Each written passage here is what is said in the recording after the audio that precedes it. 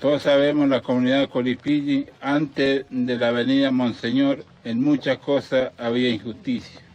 Pero Dios se acordó de nosotros, mandó su pastora en esta tierra.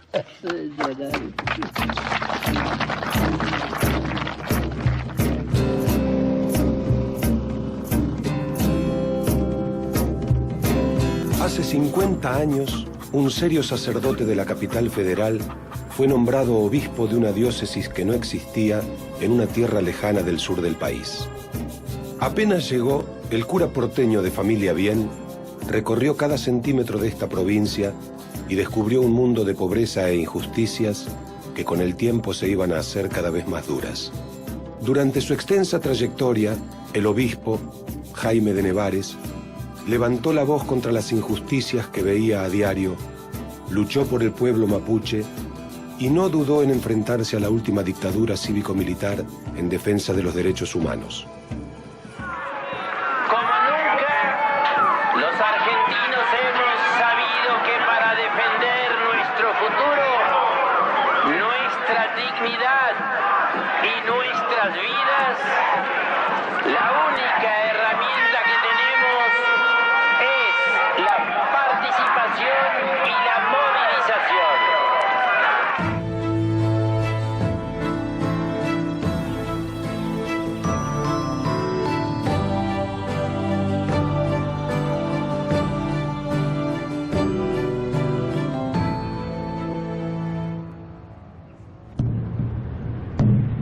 Jaime de Nevares llegó a la provincia de Neuquén en 1961, cuando tenía 46 años y una vida de sacerdote con inquietudes sociales, pero sin demasiados sobresaltos.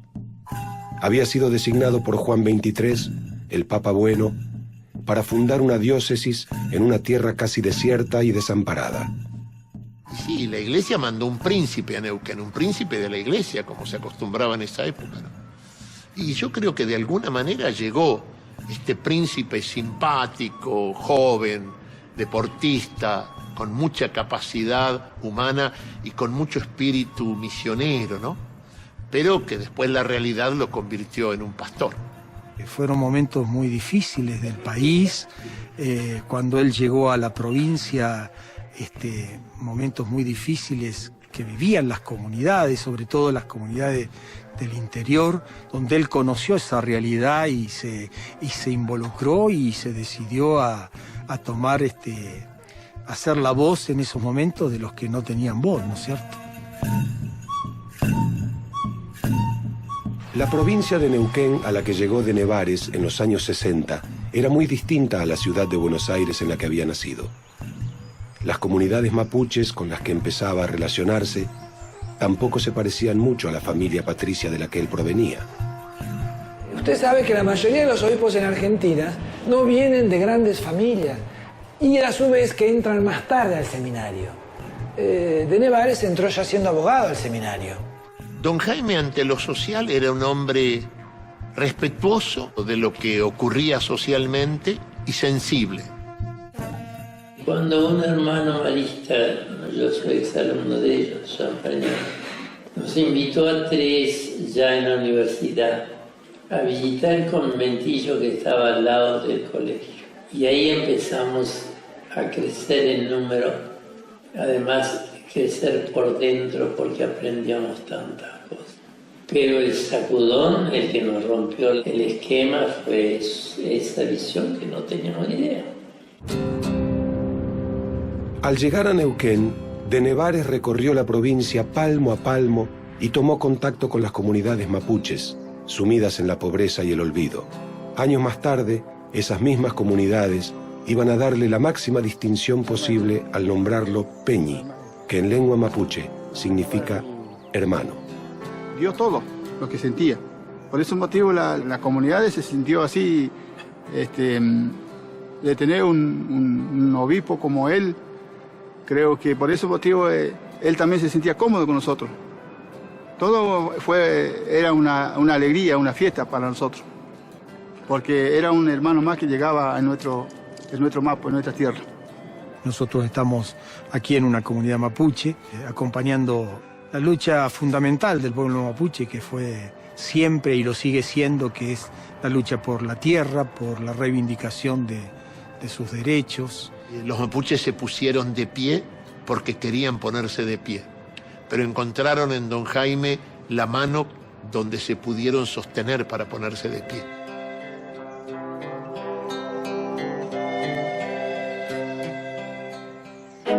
De Nevares llegó a Neuquén en medio de un clima de tensión política y social que pocos meses después alcanzaría un punto máximo con el golpe institucional que derrocó al presidente Arturo Frondizi en 1962. En esas tierras del sur, en las que la explotación petrolera comenzaba a atraer trabajadores de todo el país, había grandes sectores marginados a los que el obispo se acercó inmediatamente. Él conocía a Neuquén, el otro Neuquén, el Neuquén turístico, ¿no? Y entonces empieza a ver el Neuquén sufrido, el Neuquén de los crianceros criollos en el norte, el Neuquén de los mapuches, las comunidades aborígenes, un Neuquén que había comenzado con la cuestión de las obras hidroeléctricas. Esas grandes obras también eran fuentes de explotación del trabajador. Él empieza a ver todo eso y comienza a ponerle el cuerpo también, ¿no?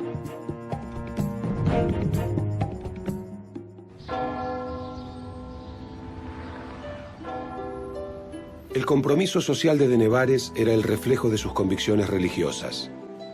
Una visión de la Iglesia que se puso de manifiesto durante el Concilio Vaticano II, del que él mismo participó como obispo. Don Jaime tuvo la gracia inmensa de que, recientemente ordenado obispo, participó desde la primera sesión, desde el primer día, en el concilio. Vino con esta mentalidad de un cambio de 180 grados con respecto a lo que es la Iglesia.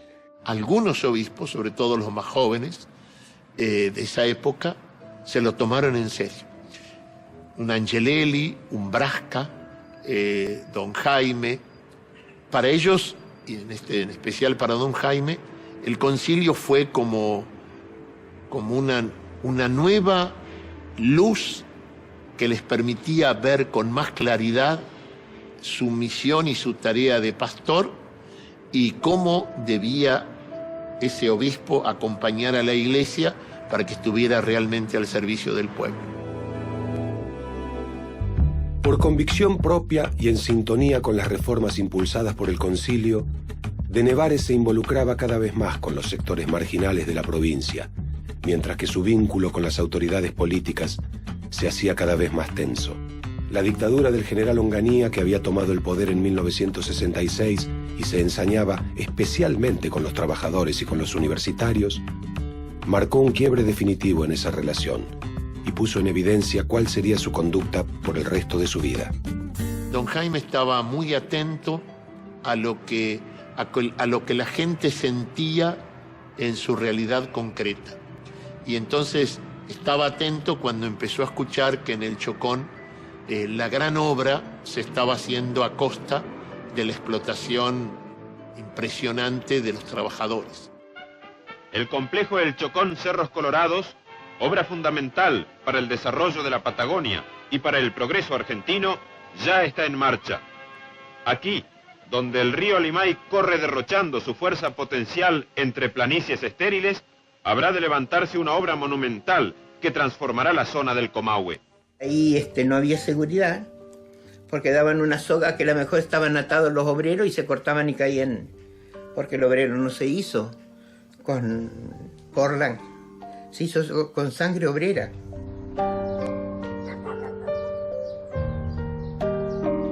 La primera huelga fue en el 69, que fue una huelga, fue el paro general que hicimos primero. Bueno, ahí nos destituyeron a los delegados, por eso fue la segunda huelga. Cuando nos toman presos a los delegados, nosotros hicimos la segunda huelga, que fue paro general, que fue en el 70, el 23 de febrero de 1970. Los obreros y el delegado y todos lo llamaron el choconazo. A mí me anduvieron buscando para intervenir los obreros y anduvieron por el obispado y yo no estaba, y yo no lo supe. A la mañana siguiente temprano me llama el subjefe de policía que era por amistad, me decía que habían levantado los obreros y que había habido tiros. Entonces con Padre Juan agarré la estanciera y fui para allá. Él dialogaba con la patronal, era intermediario, pero no se le hizo caso. Al contrario, se puede decir que lo amenazaban a él. A pesar de las gestiones de Nevares, la huelga fracasó y el gobierno echó a los obreros en conflicto. Cuando ya no quedaban otras formas posibles de protesta, el obispo impuso su autoridad en la iglesia y se negó a bendecir la capilla que la empresa había construido en el predio. Sobre esto él dijo, hasta que estas injusticias no se solucionen, acá no se va a celebrar misa, yo no lo autorizo. ¿Qué hace el jefe entonces militar del Chocón Cerros Colorados? Manda a llamar al vicario militar, que en este caso era el cardenal Cagiano, pero manda a su segundo, que era Bonamín, a decirle, no, este es un territorio militar, en los territorios militares decido yo. Y lógicamente, hubo toda una ceremonia, vinieron varios capellanes y estaban los capos militares y de Nevares, claro, no estaba.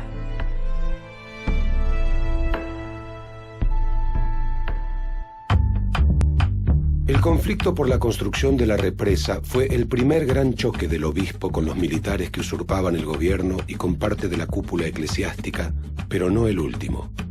En 1971, ante la grave situación que vivía el país, de Nevares siguió la línea que había adoptado en el Chocón y renunció a dar su bendición en actos oficiales. Cuando Monseñor Nevares decide no presenciar ningún acto oficial, ¿usted está enterado? Sí, ahora le voy a decir, en cada una de las diócesis, cada obispo es autónomo. El único superior que tiene es el Santo Padre. De modo que tiene plena autonomía en sus actividades y tiene que dar cuenta ante su superior, que es el Papa. El regreso de la democracia en 1973 alentó esperanzas en de Nevares y en la mayoría de los argentinos. Pero la violencia política que arrastraba al país desde hacía años se hacía aún más grave. Los asesinatos de dirigentes sociales, políticos y religiosos, como el de su amigo sacerdote Carlos Mujica, anunciaban el comienzo de la etapa más dolorosa de la historia argentina y la necesidad de un compromiso cada vez mayor. Es a fines del 75 cuando él se suma a los que crean la Asamblea Permanente por los Derechos Humanos. Es en Neuquén donde a principios del 76 se crea la primera delegación del país de la Asamblea Permanente por los Derechos Humanos, donde él se pone a la cabeza. Y nos reuníamos en el obispado y una de las primeras tareas que convinimos a hacer fue ir a ver a otros. Y y había una lista que Monseñor tenía y nosotros mismos poníamos en esa lista algún otro que conocíamos. En el tiempo en que don Jaime pertenece y promueve los derechos humanos, no solamente los defiende desde la asociación de la APDH, sino que los defiende desde el Evangelio, en sus homilías, en sus cartas, en sus declaraciones.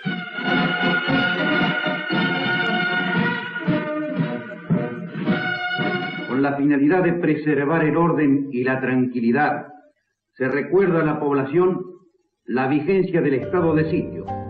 Las denuncias de la Asamblea Permanente por los Derechos Humanos se iban a hacer cada vez más fuertes y necesarias a partir del golpe del 24 de marzo de 1976.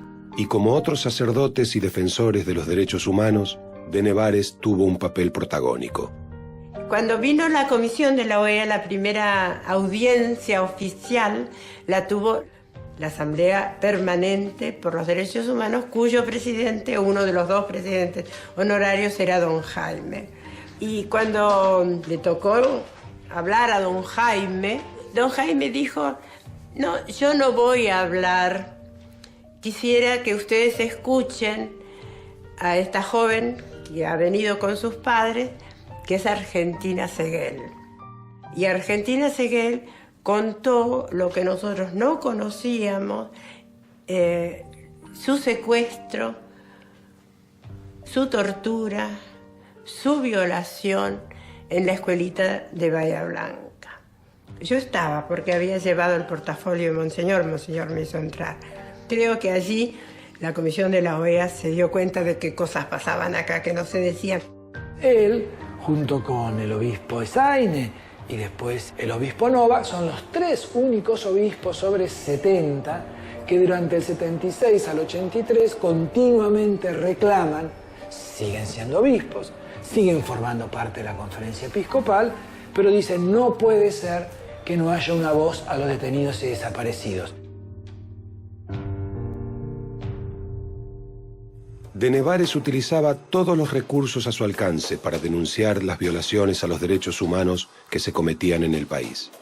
Incluso una entrevista privada que tuvo con el Papa Juan Pablo II en 1979.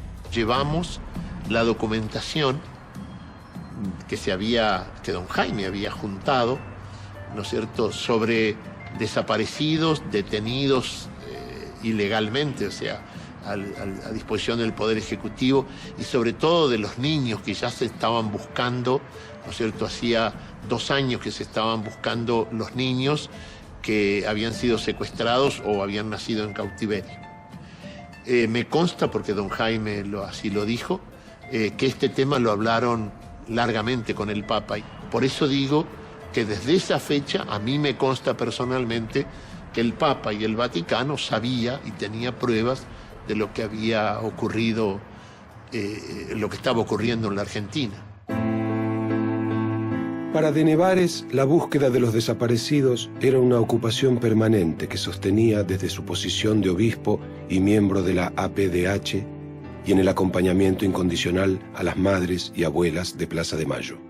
El método para justipreciar el valor de estas madres de Plaza Mayo es tratar de imaginarnos lo que hubiera sido el proceso con sus desapariciones y sus crímenes si no hubieran estado las madres, si hubiera habido ese vacío.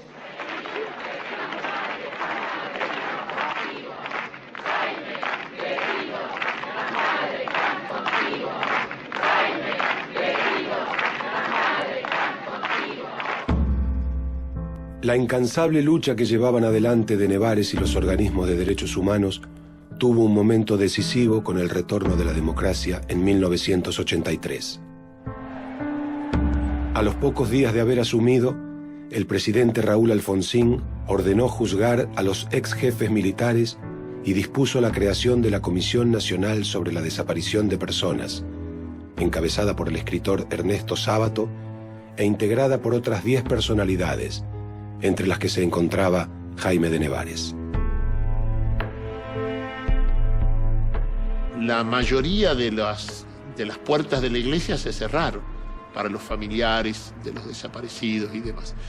Pero la gente se iba enterando en el resto del país que había un obispo en Neuquén que atendía y se ocupaba, y esto también lo supo Alfonsín. Además, Alfonsín lo conocía a don Jaime porque Alfonsín había sido también uno de los fundadores de la Asamblea Permanente por los Derechos Humanos. Pero cuando es elegido presidente y decide crear esta comisión, entendió que don Jaime debería estar incluso en nombre de la iglesia, de la institución. Lo invitaron a él y con razón, y yo me alegré muchísimo, porque fue el que más tiempo de su episcopado le dio, porque vio y se encontró con muchísimos casos. Yo he defendido relativamente pocos con relación a los casos que defendía de Nevares. Cuando volvía de esas sesiones de tomar declaraciones, él decía, estamos descendiendo al infierno. Dice, cada jornada es descender al infierno. Dice, es impresionante, es terrible lo que han hecho, es inimaginable lo que han hecho. Señores jueces, nunca más. El informe final de la CONADEP fue la base para los juicios a las juntas de comandantes que lideraron la última dictadura cívico-militar que gobernó el país. Pero las leyes de punto final y obediencia debida en 1986 y 1987 y el indulto decretado en 1990 dejaban las violaciones a los derechos humanos nuevamente impunes. Las leyes de punto final y obediencia debida iban absolutamente contra la idea de justicia que él tenía. No olvidemos que él era abogado y esas fueron aberraciones jurídicas. Así como no entramos, y Monseñor no entró en la teoría de los dos demonios, Monseñor no entró en el tema que si no hacemos esto, vuelven los militares, cae la democracia. Para Monseñor, justicia y democracia era decir que no, digamos, a las dos leyes. Y sin decir que no a las dos leyes, la justicia y la democracia sufrían muchísimo. Yo no puedo estar de acuerdo y no me explico cómo puede haber nadie que esté de acuerdo en que indulten a los criminales más grandes de la historia argentina. No se reconcilia, no se cura un cáncer poniéndole una curita arriba. No se reconcilia una sociedad muy herida, haciéndola de la avestruz y tapando acá no pasó nada. Por el contrario, la paz y la calma volverá cuando se haga justicia. En el momento de los indultos, de Nevares tenía 75 años, la edad a la que los obispos deben renunciar ante el Papa.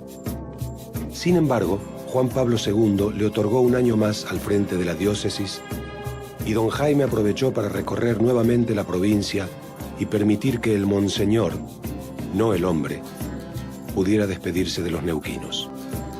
Fue una fiesta por un lado y por otro lado fue una tristeza, porque él mismo, me acuerdo de que dijo que era la última recorrido que iba a hacer, y él se iba a ir al Huemapu, para el pueblo mapuche, que significa que se va a ir y no va a volver más. Y esa palabra me quedó siempre presente en mi mente, aunque su espíritu sigue estando con nosotros.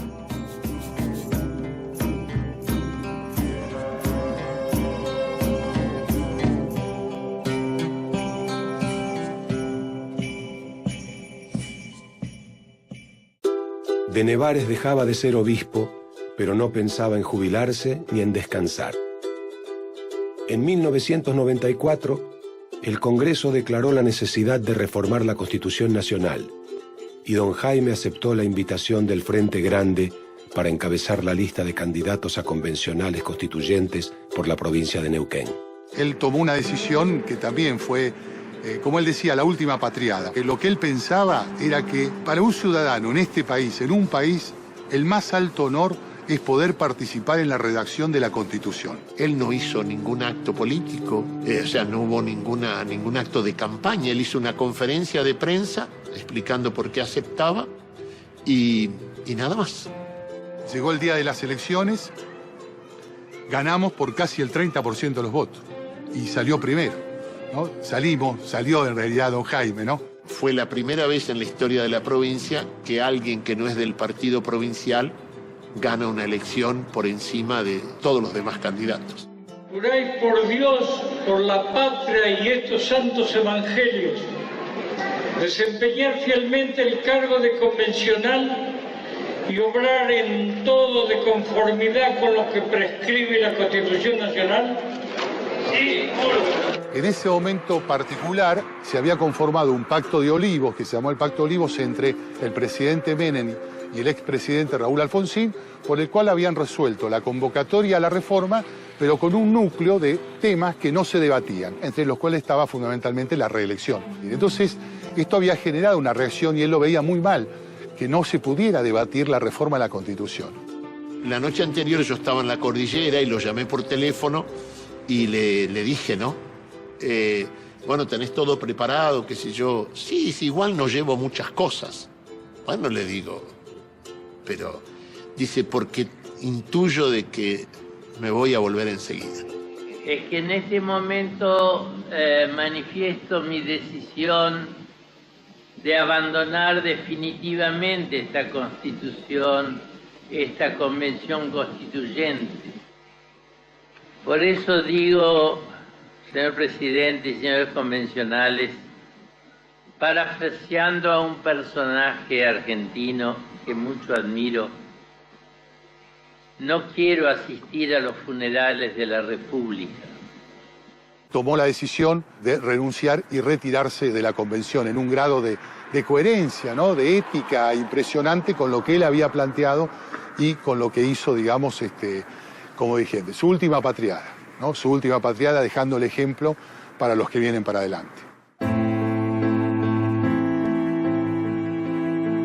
Cuando aceptó ser convencional constituyente, don Jaime de Nevares ya podía mirar hacia atrás y ver una larga historia de lucha por los derechos del hombre que lo tenía como uno de sus principales protagonistas. El 19 de mayo de 1995, a los 80 años, esa historia llegó a un punto definitivo para él, pero no para quienes continúan con su legado. Don Jaime falleció en la tierra patagónica que lo había adoptado y en la que él, desde un primer momento, se había sentido un hijo más. Don Jaime se había jugado con los obreros del Chocón contra la dictadura de Onganía. Se había jugado durante la dictadura militar de 1976 acompañando al organismo de derechos humanos, a las madres, a la PDH, apoyando la resistencia a la dictadura. Se jugó cuando integró la CONADEP, la Comisión Nacional de Desaparición de Personas, durante la etapa de Alfonsín. Él hizo de su fe un compromiso político. En él había una esperanza, porque cada vez que él llegaba acá era un hermano que realmente valía la pena tenerlo acá. Una madre de Plaza de Mayo de Neuquén dice, escuché una vez una frase, Inés Rañi, ¿no? Ella dijo una vez, donde pisaba don Jaime, florecía algo lindo.